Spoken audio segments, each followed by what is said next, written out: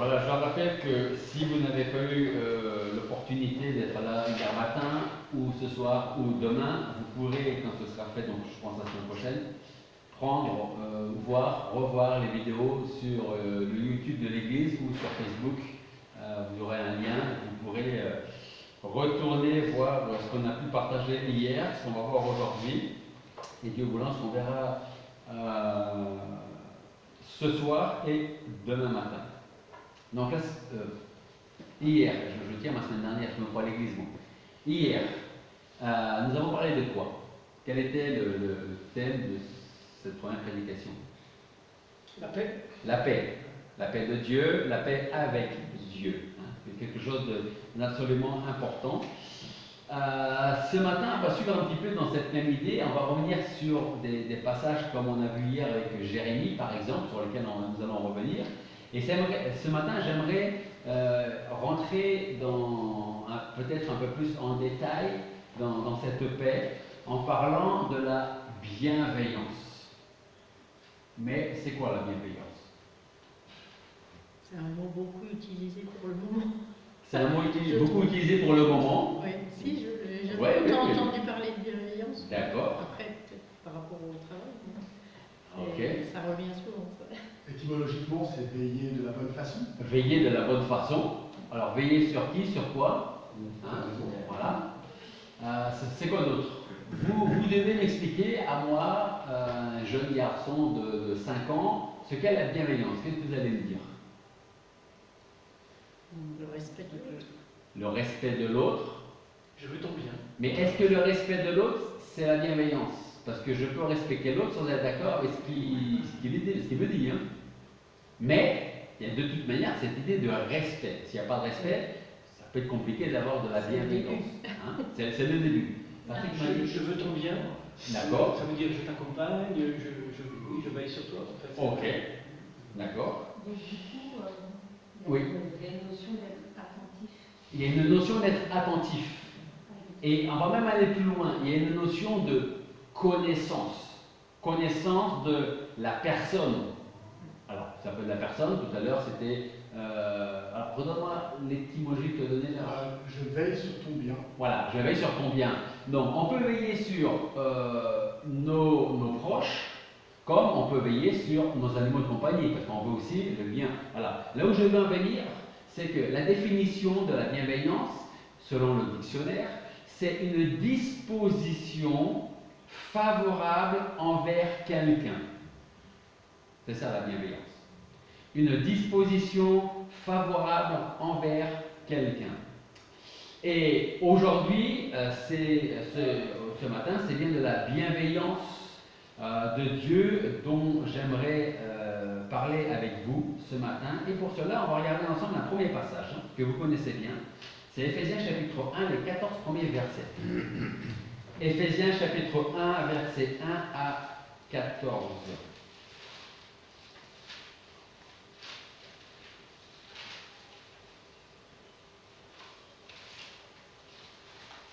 Éphésiens chapitre 1, versets 1 à 14. Paul, apôtre de Jésus-Christ par la volonté de Dieu aux saints et fidèles en Jésus-Christ qui sont à Éphèse. La grâce et la paix vous soient données de la part de Dieu, notre Père et du Seigneur Jésus-Christ.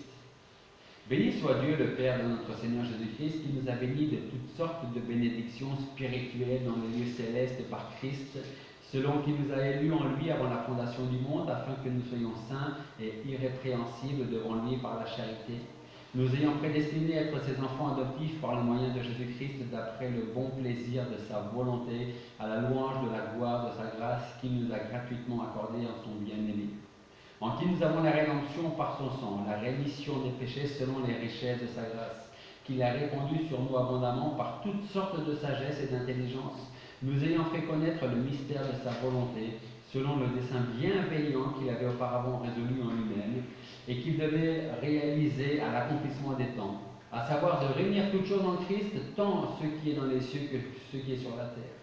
C'est en lui aussi que nous sommes devenus héritiers, ayant été prédestinés d'après le décret de celui qui opère toutes choses, selon le dessein de sa volonté, afin que nous servions à la louange de sa gloire, nous qui avons les premiers espéré en Christ. En lui, vous êtes aussi, après avoir entendu la parole de la vérité, l'évangile de votre salut, et avoir cru en lui, vous avez été scellés du Saint-Esprit qui avait été promis, lequel est un gage de notre héritage pour la rédemption de ce qu'il s'est acquis à la louange de sa gloire. On va prier avant de continuer. Père Céleste, nous voulons te remercier parce que ce matin, tu nous fais cette grâce d'être encore réunis ensemble autour de ta parole. Et si hier nous avons parlé de ta paix, celle que tu nous accordes, cette paix qui est éternelle, ce matin, nous voulons parler de ta bienveillance qui également est éternelle. Et nous voulons te remercier parce que tu nous connais, tu sais ce dont nous avons besoin. Et tu es toujours là présent pour subvenir à nos besoins, pour nous soutenir, pour nous relever quand c'est nécessaire, pour nous encourager à continuer la marche avec toi. Alors merci de bénir ces moments autour de ta parole, que tu veuilles nous enseigner, nous parler, nous convaincre, nous reprendre, et que nous puissions ressembler toujours plus à notre Seigneur Jésus-Christ. Et c'est en son nom que nous te prions. Amen. Alors ce sont les versets 9 et 10 que je voudrais retenir comme texte. Versets 9 et 10 qui nous dit « Nous ayant fait connaître le mystère de sa volonté selon le dessein bienveillant qu'il avait auparavant résolu en lui-même et qu'il devait réaliser à l'accomplissement des temps, à savoir de réunir toutes choses en Christ, tant ce qui est dans les cieux que ce qui est sur la terre. » Il y a un synonyme de bienveillance, et ce synonyme, même s'il peut y en avoir plusieurs, je pense que le meilleur synonyme pour la bienveillance, c'est la bonté. Je ne sais pas combien de temps il nous faudrait pour nommer toutes les qualités de Dieu et parler de sa perfection. En tout cas, une chose est certaine, en tout cas certaine pour moi, c'est que ici-bas, en tout cas ce qui me concerne, je ne pourrai jamais réaliser complètement, pleinement la bonté, la bienveillance, l'amour de Dieu. Cet amour qu'il a eu pour moi, de toute éternité qu'il a et qu'il aura et qu'on partagera. Mais quand on sera auprès de lui, je pense, c'est vraiment qu'on va comprendre là pleinement ce qui nous est, ou en tout cas ce qui est pour moi impossible à comprendre et à réaliser ici-bas. En tout cas, ce que nous pouvons dire, c'est que la bienveillance de Dieu a souvent réconforté notre cœur. Sans rentrer dans les détails, est-ce que la bienveillance de Dieu a déjà consolé votre cœur? Est-ce que c'est votre cas, hein? Alors, la bienveillance, c'est une disposition favorable envers quelqu'un. Et ce que je voulais dire, ça me revient maintenant, parce que je savais que j'avais des choses à vous dire, ça m'y a échappé. Pour avoir une disposition, pour être bienveillant, rempli de bonté envers quelqu'un, il faut connaître cette personne. Si on veut être efficace dans notre bienveillance envers la personne, il faut la connaître, il faut savoir ce dont elle manque, ce qui pourrait la rendre heureuse, ce qui pourrait l'épanouir. Et c'est s'intéresser à l'autre. Je ne peux pas être bienveillant si je ne cherche pas à savoir ce que vous avez besoin pour votre vie.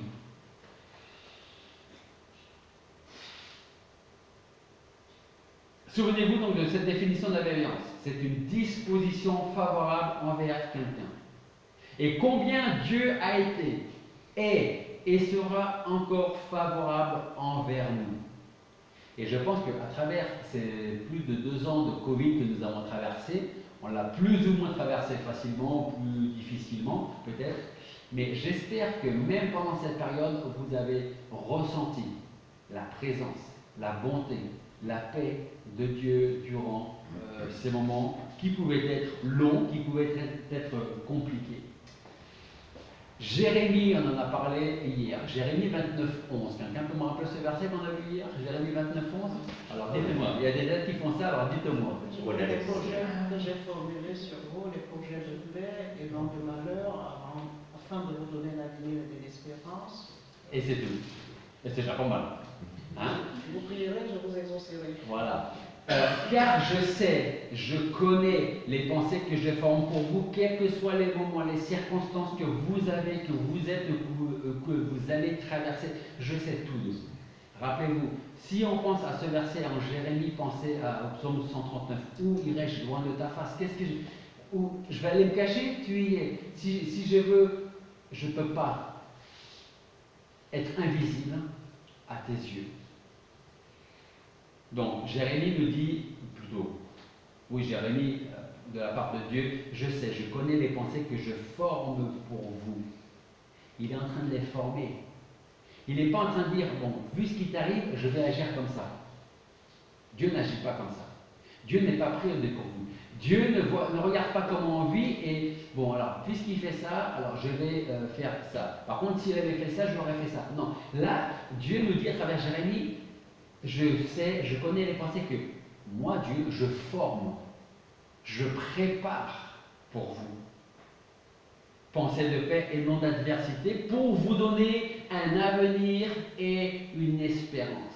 Ça peut être une bonne définition de la bienveillance de Dieu, ça. Prépare des projets pour vous. Hein?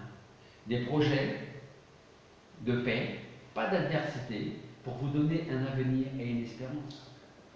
Que nous dit le psaume 145.8? Si vous le regardez avec moi, psaume 145.8.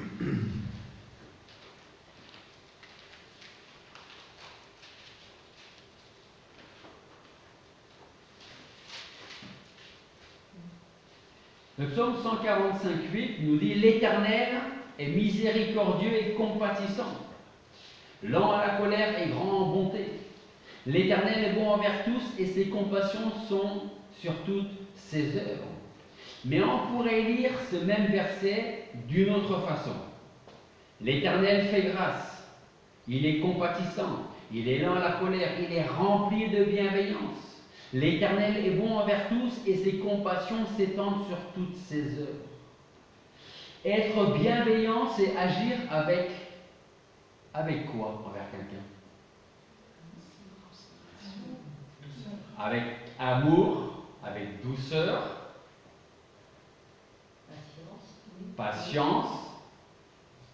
Et tout ce que vous êtes en train de donner, j'aimerais que vous me donniez le mot qui résumerait tout ce que vous êtes en train de dire. Ça peut être très compliqué à trouver ce mot-là. Avec bonté. Avec grâce. Avec grâce. Moi je dirais avec. Et vous verrez que ça va, le mot que je vais utiliser, ça va englober tout ce que vous dites. Avec loyauté. C'est quoi la loyauté? Une forme de fidélité attachée à une personne. Exactement. Et quand on est loyal envers une personne, alors je vais agir envers cette personne avec amour, avec patience, avec persévérance, dans la prière, d'une manière ou d'une autre. Et ce mot de loyauté est important parce que un synonyme, ça veut être fidèle. Dieu est fidèle. Dieu est loyal. Je connais, je sais que c'est moi qui les ai préparés, ces plans que j'ai pour chacun d'entre vous. Et les plans, comme je disais hier, les plans pour c'est pas Marie ton deuxième prénom? Non, parce que je veux t'appeler Marie, je ne sais pas pourquoi. Vas-y. De Marie-Claire.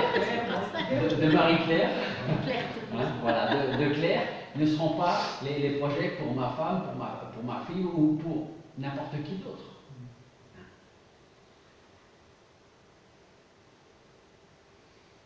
Quand la Bible nous dit que Dieu est bienveillant, cela signifie qu'il agit conformément aux promesses qu'il a faites dans son alliance et qu'il le fait pour le bien de ceux qui reçoivent sa faveur. Parce que rappelez-vous, Dieu est fidèle, Dieu est loyal. La bienveillance de Dieu est immense et d'une richesse inépuisable. Parce que si moi je veux être bienveillant envers quelqu'un, il se peut qu'à un moment donné, je vais être coincé parce que je ne peux plus donner, je ne peux pas donner plus que ce que j'ai. Mais Dieu n'est pas limité. Dieu est omnipotent. Dieu sait tout. Voilà pourquoi David nous déclare dans le psaume 17, si vous regardez avec moi, psaume 17, versets 7 et 8. Psaume 17, versets 7 et 8.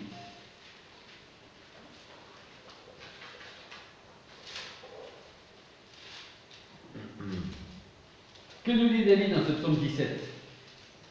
Verset 7. Je t'ai appelé parce que tu m'entendras.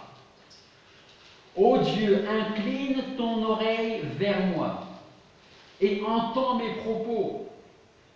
Démontre ta merveilleuse bonté compatissante. Ô toi qui sauves par ta main droite ceux qui se confient en toi, de ceux qui s'élèvent contre eux. Pourquoi David se tourne vers le Seigneur? Parce que David sait très bien que le Seigneur l'écoute. David sait que le Seigneur ne dort jamais, qu'il est loyal, qu'il est fidèle. David, lorsqu'il se tourne vers le Seigneur, il a cette assurance qu'il est en présence de Dieu, qu'il va m'écouter et qu'il va me répondre. Un peu plus loin, dans le psaume 36, cette fois-ci, psaume 36, à partir du verset 6. Psaume 36, verset 6. On parlait de la grandeur, de la bienveillance, la grandeur de la bonté de Dieu. Là, dans ce psaume, on a une idée. Psaume 36, à partir du verset 6.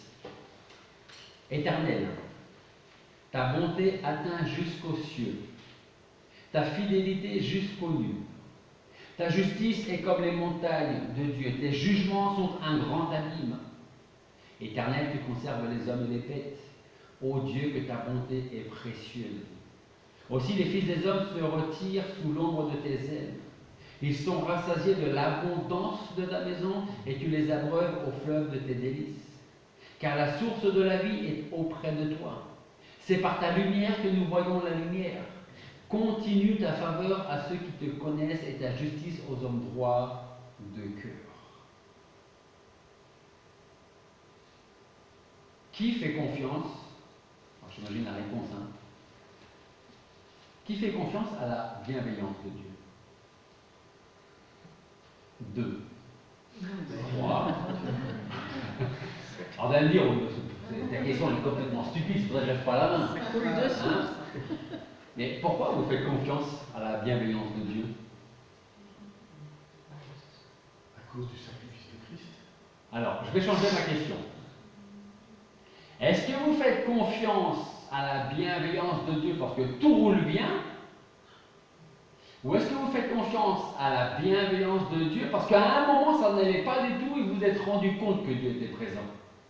C'est ça? Parce que là, c'est comme la foi. Vous savez, quand j'ai pas de problème, j'ai beaucoup de foi.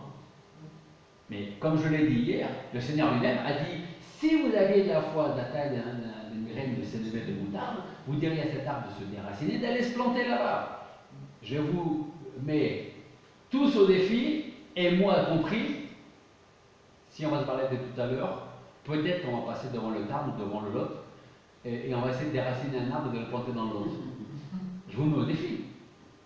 Le Seigneur dit, si vous aviez la foi de la taille de cette graine-là, qui à l'époque était la plus petite, vous y arriveriez.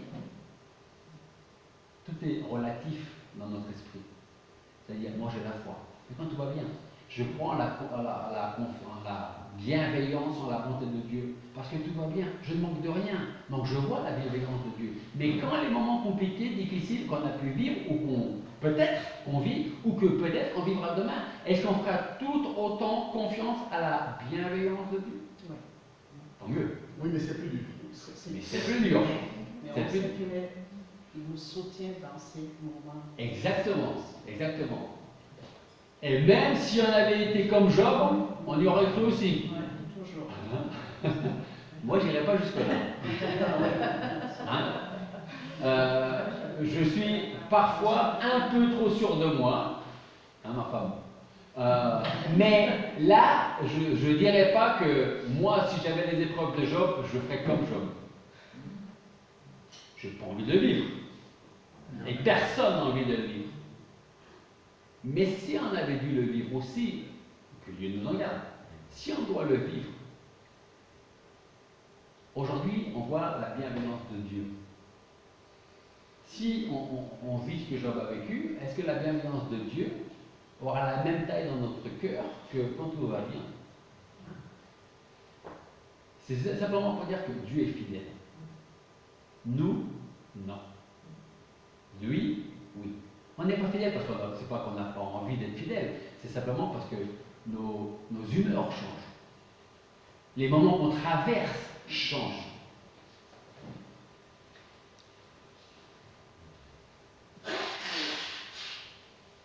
Il semblerait peut-être que Peut-être que vous l'avez vécu, ressenti, j'espère que non, j'espère que vous ne le ressentirez pas non plus, mais peut-être que certaines journées, il semblerait que la bienveillance de Dieu soit un peu moins présente, peut-être un peu plus éloignée, alors qu'en réalité, elle est plus près de nous, elle nous accompagne jour après jour. Souvenez-vous du texte de base qu'on a lu en Éphésiens, chapitre 1, si on va retourner, si vous voulez bien, en Éphésiens, chapitre 1, à partir du verset 9. Éphésiens, chapitre 1, à partir du verset 9, et on va lire jusqu'au verset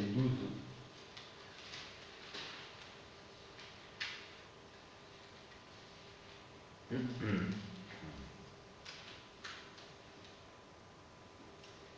Et nous lisons, nous ayant fait connaître le mystère de sa volonté.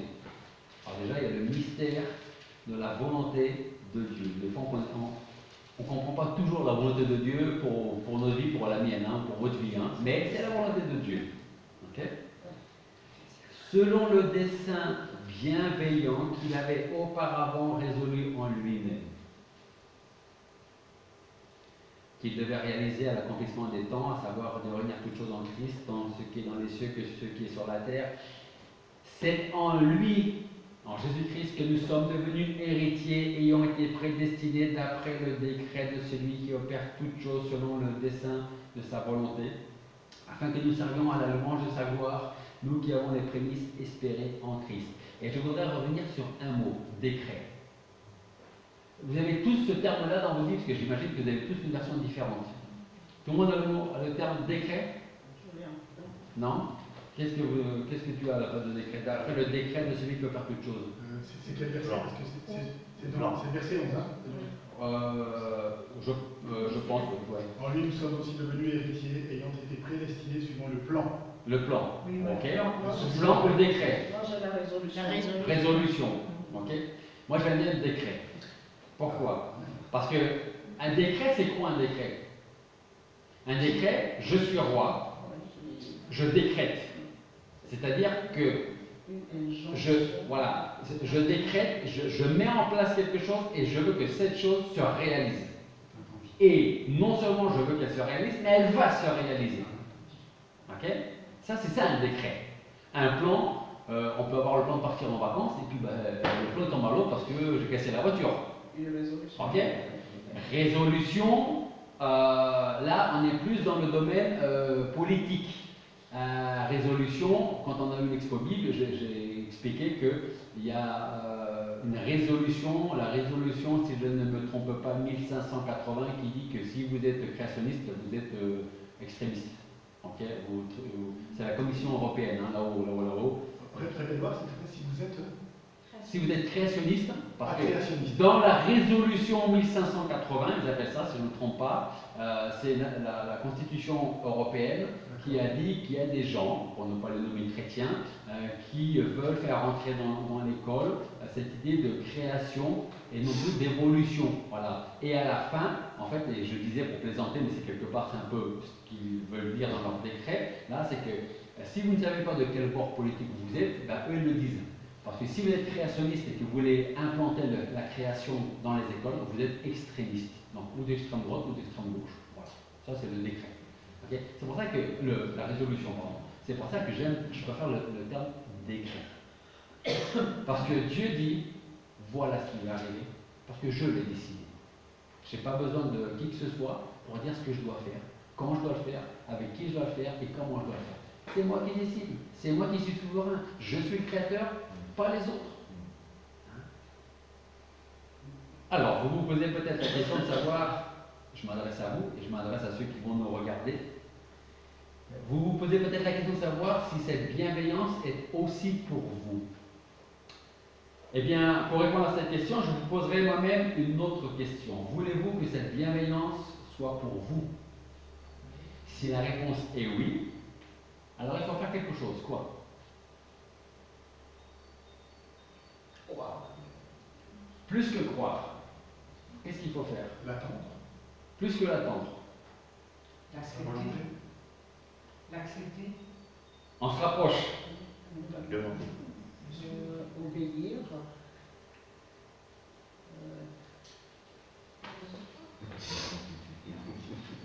Ça va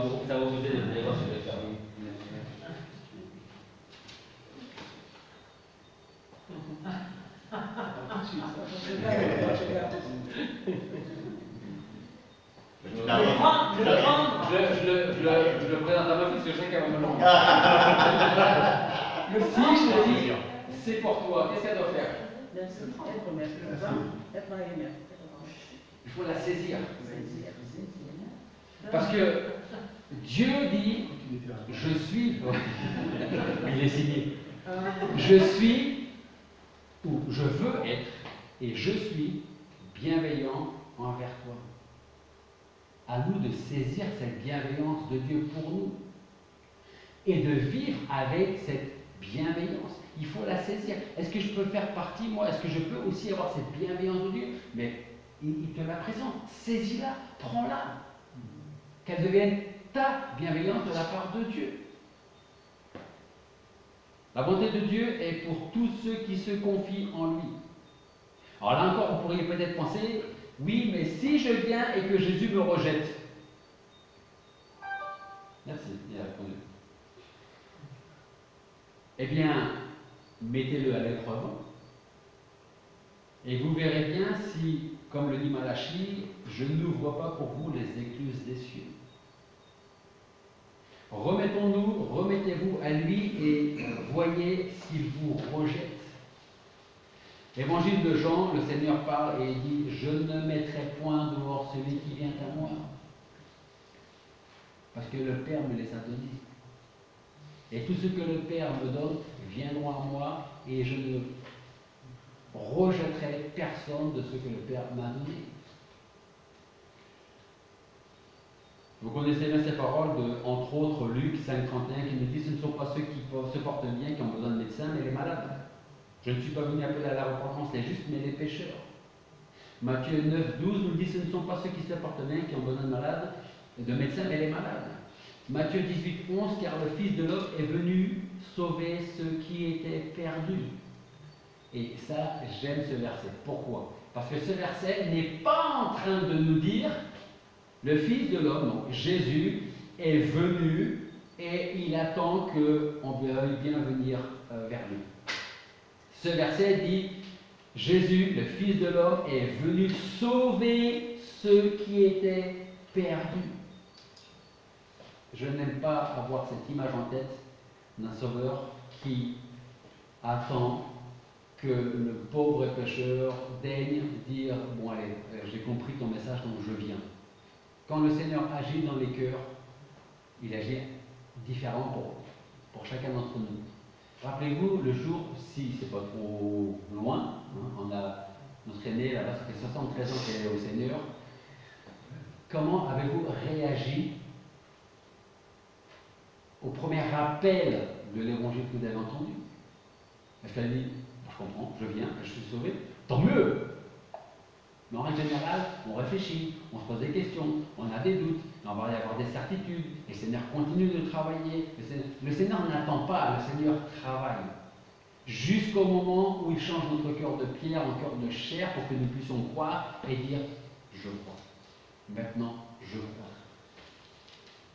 Dans son grand amour, dans l'efficacité de son sacrifice, dans sa parfaite justice, Jésus donne une paix, comme on a pu le voir hier, et un repos immédiat. Alors, une autre question que vous pouvez peut-être vous poser, pouvons-nous avoir la certitude que la bienveillance du Seigneur durera à jamais envers ses enfants? La réponse, bien entendu, est oui. Et vous savez pourquoi? On l'a dit, non seulement parce que Dieu est fidèle, mais surtout parce que Dieu s'est engagé personnellement et nos péchés ne pourront jamais plus nous séparer de l'amour et de la bienveillance de Dieu. Quand nous venons au Seigneur, il prend nos péchés, il les jette, c'est une image, loin de lui, dans le sens où on ne peut plus les voir, mais Dieu voit tout. Et c'est cette idée que je rejette, je prends tes péchés, parce que tu m'as demandé pardon, je les jette loin de moi, de toi, et je ne te reprocherai plus jamais aucun de tes péchés. Quand le Seigneur va revenir, s'il y en a qui vont passer en jugement, nous on va passer pour rendre des comptes, mais pas de jugement, c'est terminé. Le Seigneur a pris sur lui notre jugement quand il était sur la croix. On devra rendre des comptes de notre vie, de ce que nous avons fait ou pas fait ici-bas, mais on ne passera pas en jugement. Alors souvenez-vous de ce texte en Éphésiens,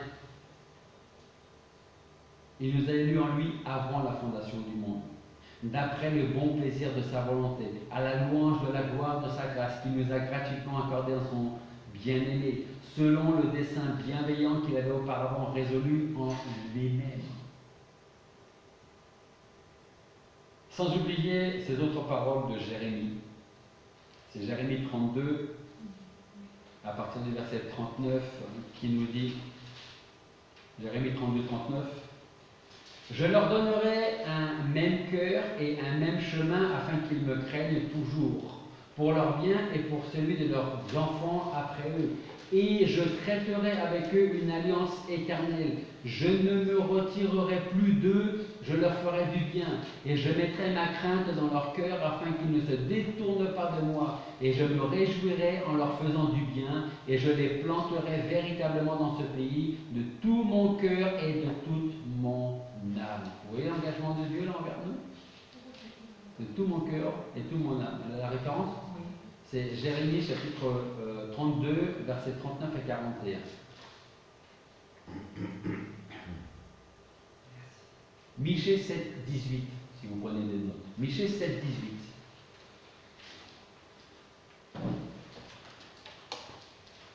Michée 7, 18.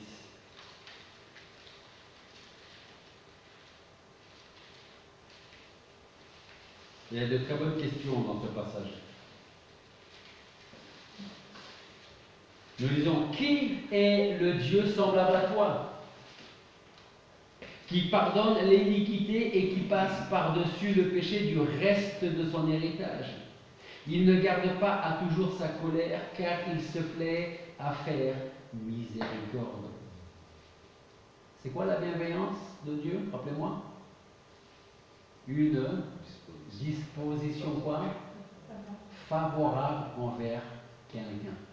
Une disposition favorable envers quelqu'un. Et là, à quoi se plaît Dieu? À faire miséricorde. La bienveillance de Dieu, la bonté de Dieu. Et vous savez quel est le meilleur exemple de la bienveillance de Dieu? C'est tout ce qu'il a fait pour nous, ce qui nous a permis de connaître, de traverser, d'endurer, pour qu'à terme nous puissions voir et revoir sa main puissante et souveraine conduire chaque événement de notre vie passée, présente et future.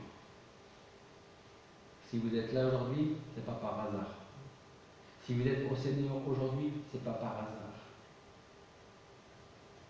Alors à nous maintenant d'être bienveillants les uns envers les autres et envers les autres qui ne sont pas au Seigneur. Être bienveillant, ce n'est pas seulement ce que l'on dit, mais c'est aussi ce que l'on fait. Hein? Parce que si on aime quelqu'un et qu'on blablate beaucoup, mais que derrière il n'y a rien qui se passe, vous pouvez continuer à parler longtemps. Hein? Posséder cette qualité, c'est être généreux par nature. Je pose la question quand même. Est-ce que vous pensez être bienveillant? Répondez pas, répondez pour vous-même. Est-ce que vous pensez être bienveillant? Alors si je réfléchis, je suis bienveillant avec ma femme, avec mes enfants, avec mes proches, avec mes amis.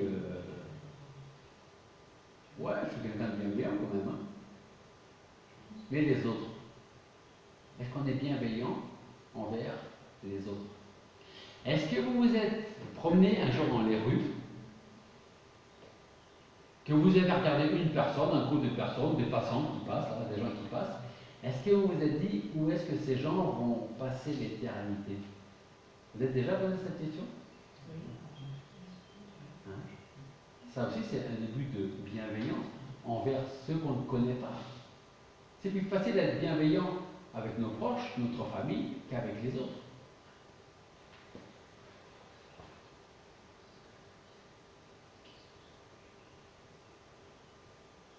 Nous devrions donc dire, pour être bienveillants avec ceux qui ne connaissent pas le Seigneur, combien le Seigneur est bienveillant envers nous et raconter tout le bien qu'il nous a fait. Et pour conclure, je voudrais vous encourager à mettre en pratique les paroles d'un chant que vous connaissez, j'en suis sûr, qui s'appelle La bienveillance. Vous connaissez ce chant? Je regarde si. Je crois qu'on a les paroles. Il est dans la. Je l'ai vu, oui. Il est là? Ben, ça va être la conclusion. Je vais quand même le lire. Car il est droit pour qui l'écoute. Sa paix divine est sur tous ceux qui vont à lui. Quand vient le doute, fidèlement je veux le suivre, je veux marcher dans ses sentiers. Il est la main qui me délivre de la folie de mes projets. Ta bienveillance, ô Éternel, vaut mieux que tout ce que j'ai vu. Ma délivrance est sous ton aile sur le rocher de ton salut. Sa gloire est proche, son règne vient, et le pays est apaisé. Lorsque la crainte est en chacun, lorsque son nom est exalté, marchons en paix, suivant son pas, en justice et en vérité. Recevons tout ce qu'il voudra, ce que sa main veut nous donner. On va prier juste avant de chanter ce cantique. Père Céleste, nous voulons te remercier parce qu'après avoir parlé de ta peine, nous venons de développer ta bienveillance. Et je ne sais pas si nous pouvons prendre pleinement conscience de ce qu'elle est réellement pour nous, comment elle agit en nous, mais nous savons qu'elle est là, qu'elle est présente et que tu es fidèle en toutes choses.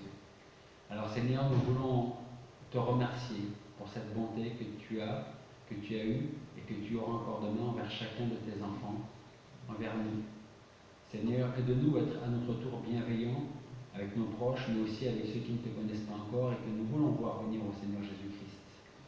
Seigneur, que notre vie puisse ressembler le plus possible à notre Seigneur Jésus-Christ et que nous n'ayons pas honte de l'Évangile et que nous ayons à cœur de témoigner vraiment de cette foi que tu nous as donnée et tout ce que tu as fait pour nous jour après jour et ce que tu feras encore, Seigneur.